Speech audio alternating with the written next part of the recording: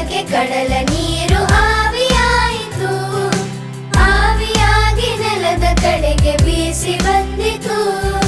ಬಿಸಿಲ ಝಳಕೆ ಕಡಲ ನೀರು ಆವಿಯಾಯಿತು. ಆವಿಯಾಗಿ ನೆಲದ ಕಡೆಗೆ ಬೀಸಿ ಬಂದಿತು. ಆವಿಯಾಗಿ ನೆಲದ ಕಡೆಗೆ ಬೀಸಿ ಬಂದಿತು.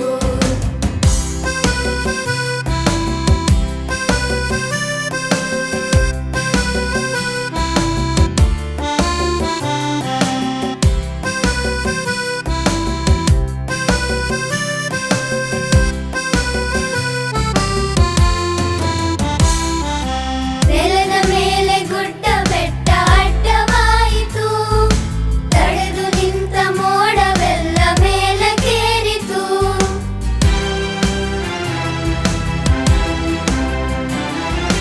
ಗಳಿಗೆಯೊಳಗೆ ಬಾನು ತುಂಬ ಮೋಡ ಕವಿಯಿತು. ಮಿಂಚು ಮಿಂಚಿ ಜಗವು